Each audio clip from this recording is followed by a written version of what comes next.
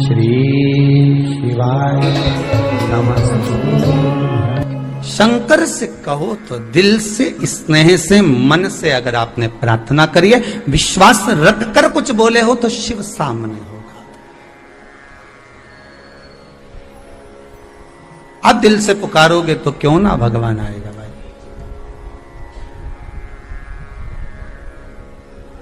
क्यों ना बुलाए वो। विश्वास रखो, मानो तो मैं गंगा मां हूं, ना मानो तो बहता पानी।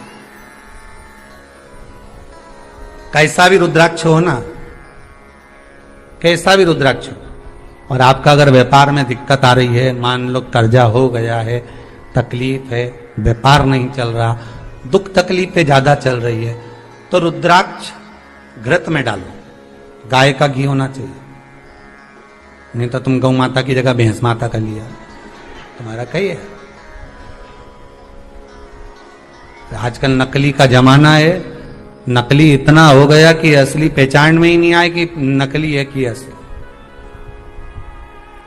ये गांव में एक पढ़ा लिखा लड़का, उसकी नौकरी नहीं लग रही थी तो गांव में सर्कस वाले आ गए, तो ये वहां चले गया, जाकर कहा भैया हमको यहाँ कोई काम दे दो, नौकरी दे दो। उसने कहा सर्विस तो मिल जाएगी, नौकरी मिल जाएगी, पर बात इतनी सी है कि तुमको बंदर के कपड़े पहनना पड़ेंगे और शेर के मुंह में हाथ देना पड़ेगा सर्कस में। कितना मिलेगा? 10,000 रुपये महीना मिलेगा। उसने कहा 10,000 में अगर शेर के मुंह में हाथ देना, ठीक है, नौकरी तो मिल रही है ना अपने कोई सी भी, पिंजरे के अंदर, ठीक है। उसने 10,000 में नौकरी कर ली। इसको पिंजरे में बंदर के कपड़े पहना के छोड़ दिया।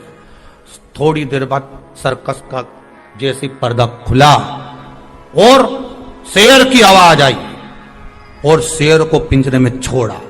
ये घबरा गया। शेर इसकी साइड बढ़े, इसकी ओर आगे बढ़े, ये और पीछे हटता जाए। शेर और बढ़े, ये और पीछे हटता जाए। शेर और बढ़े, ये और पीछे हटता जाए। थोड़ी देर बाद जम के शेर लपेट कर उसके पास कूदा। कूदते से ही बोला घबरा मती, 10,000 में तू बंदर बना है, मैं 15,000 में शेर। क्यों घबरा? अब बताओ ना, शेर असली है ना बंदर असली है? असली ढूंढने जा रहे हो, असली मिले? यहां तो असली मिले तो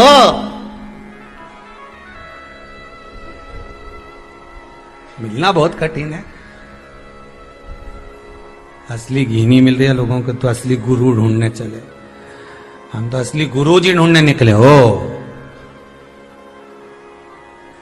रामकृष्ण परमहंस जी से पूछा था स्वामी विवेकानंद जी ने, असली गुरु कितने? तो उन्होंने राई ली, सरसों, बालू रेत पे डाल दी गंगा जी के घाट पर के, सब बीन के ला, जितनी मैंने फेंकी। अब उस गुरुदेव के कहने पे बीन के लाए तो इतनी सी सरसों हाथ में गई। बस इतनी सरसों में से इतनी जो मिली है ना, बस असली इतने ही मिलेंगे, बाकी के तो सब डुप्लीकेट।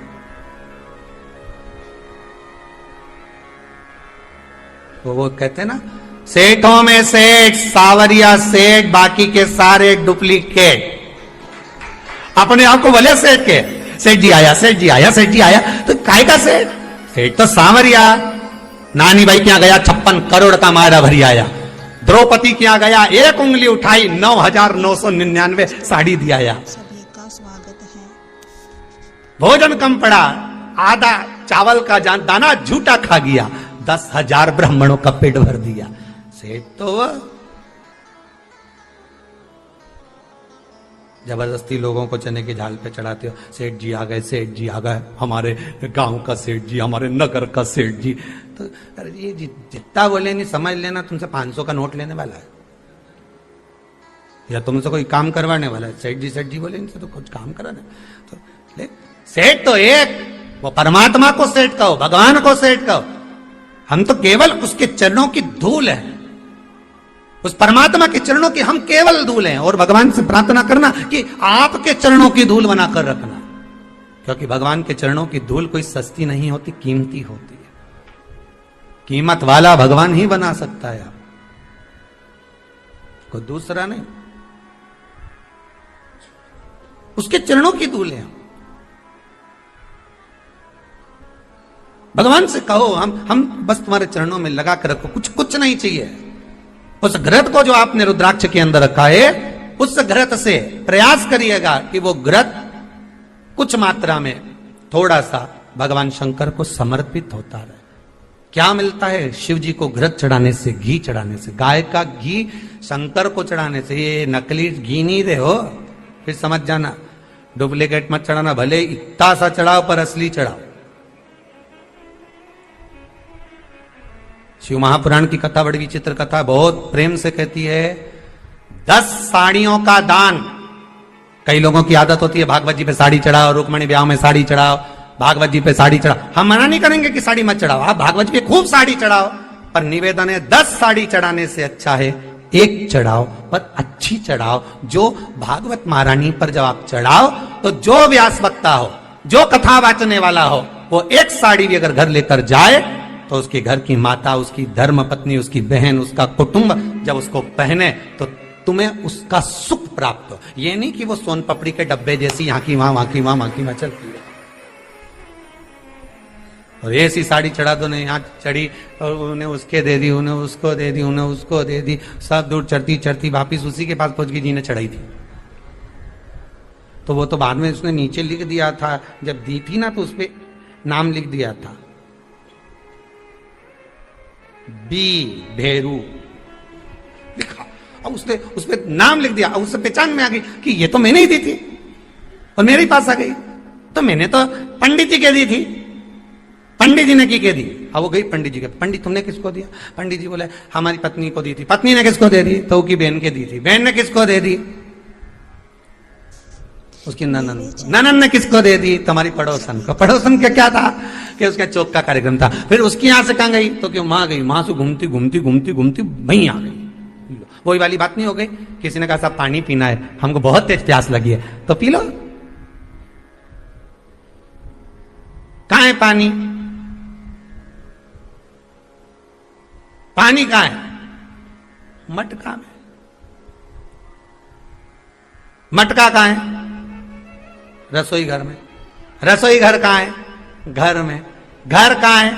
सीहोर में। सीहोर कहां है? मध्य प्रदेश में। मध्य प्रदेश कहां है? भारत में।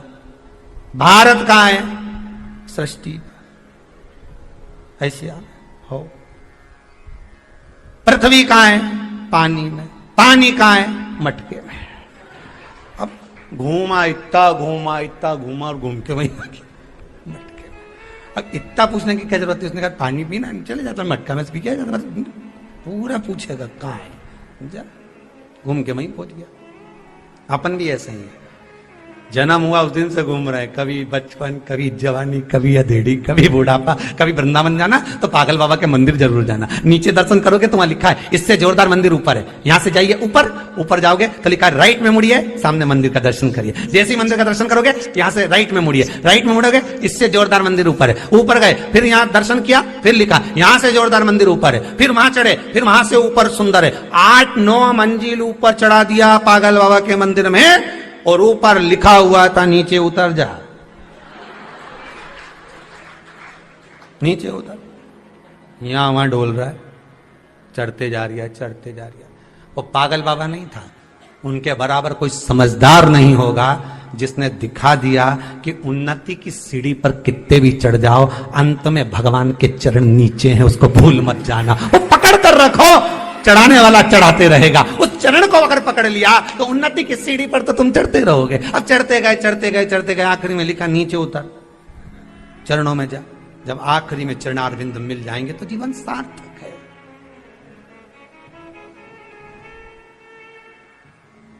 जीवन की सार्थकता उस परमात्मा के नाम नहीं है, बस भटक रहे हैं हम, कोई ना। ओम नमः शिवाय, श्री शिवाय नमस्तुभ्यम। स्वागत है आपका शिव शक्ति आस्था चैनल पर। तो दोस्तों आज हम बात करेंगे 25 दिसंबर यानी बुधवार के उपाय के बारे में।